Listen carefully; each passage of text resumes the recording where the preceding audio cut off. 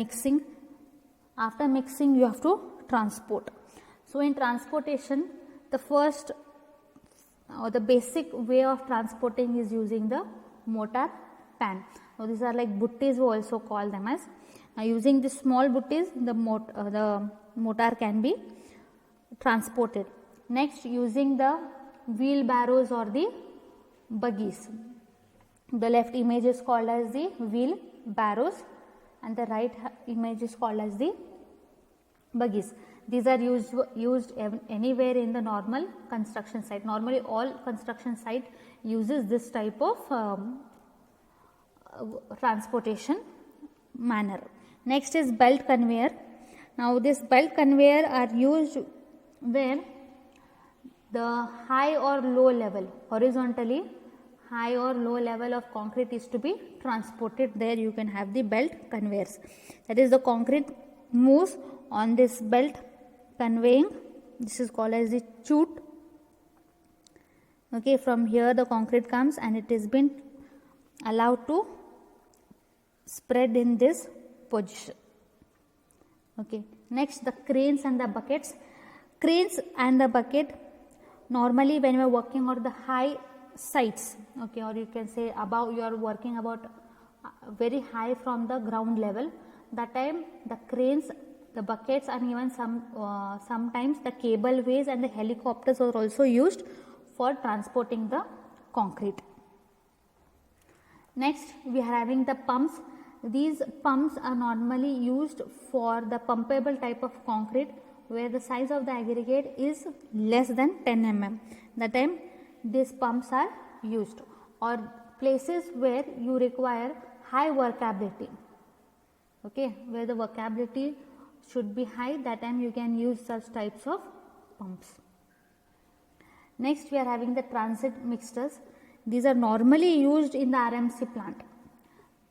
In this in this mixers we always go for the RMC plants, and this is also an example for agitating mixer. That is, this drum keeps on revolving for many time because it should not harden. The mixture whatever is there in the drum should not harden before reaching the site. That's why the drum is always revolving, and this type of can be used for traveling a longer distances. Then next point is compaction of concrete. Compaction of concrete is a process used to remove the trapped air from the concrete. In this process of mixing, transporting and placing, when we are mixing, when we are transporting or when we are placing, there can be chances where the air will get trapped within the concrete. So this trapped air has to be removed so that we have an unique and uniformly distributed concrete all surface everywhere, so that the voids are minimum. If we have the void, the strength of the concrete is affected. It has seen that if you remove 1% of air is there in the concrete, it reduces the strength by 6%. And if you don't remove, you can see honeycombing like of structures which directly reduce the strength of the concrete. Next we are having different methods. So we are again here we are having two main measures. One is hand compaction, the other one is compaction by vibration. In hand compaction we have roading, ramping and tamping, and the other one is in compaction by vibration, internal vibrator, formwork vibrator, table, platform and surface. So this is hand compaction, usually done for unimportant works or for ordinary, where the workability is decided in such a way that chances of honeycombing should be less.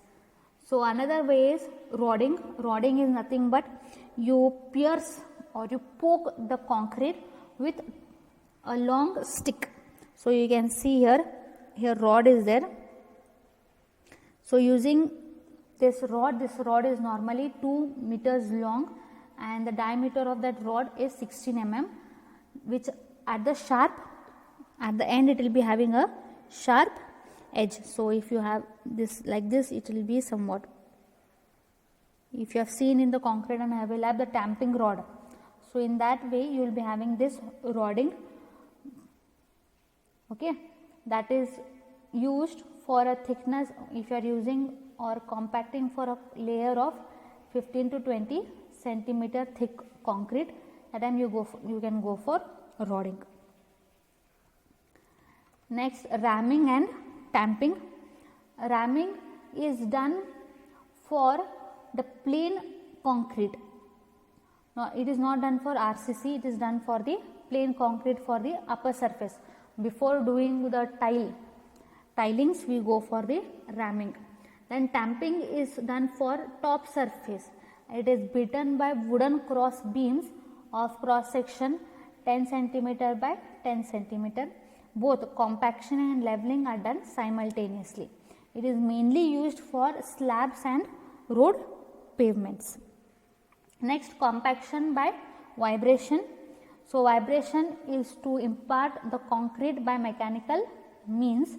It causes liquefaction. Liquefaction means the main, what is liquefaction? Liquefaction is expulsion of air and water from the layers. Okay, this is as liquefaction. So you can see, you can normally see when you can experience this when you are on the seashore. Whatever that effect occurs, that is called as the liquefaction. So in first one we are going to see the internal vibration. It is most common technique used for concrete vibration. Vibration is actually achieved to eccentric weights attached to the shaft.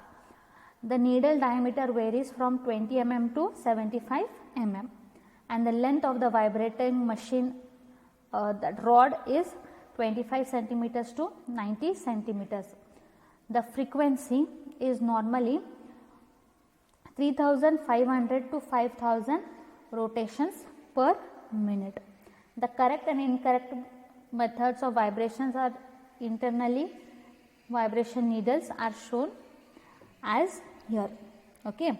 So once you have the vibration here, once you are doing the vibration, if you are doing in the correct process, so what will happen? The exact size. Okay. Here it is showing the incorrect, very small needle. Meaning is what? Whenever you are doing the internal vibration, correct size of needle should be used, because if the needle is too small or too large, what happens? The vibration is not uniformly distributed for the whole surface of the concrete. Next is at what levels, at what distances you have to place the vibrating needle. At the first instance, if you place the needle here, you have to leave some distance from the first to the second one, and then next you have to do vibration at this place, then here, and so on. How to place the needle? The needle should be placed exactly perpendicular to the surface. It shouldn't be inclined in any way. It should be always perpendicular to the surface of the slab. Normally for slabs and for beams we do the vibrating vibration. We use the vibrating needle. Next, table vibrations. These are normally used in our laboratories. Next, platform. This is similar like a table vibrations, and it is usually done for if you are doing casting of slabs. Okay, you are doing the miniature of this slab, then you can use this platform vibrator.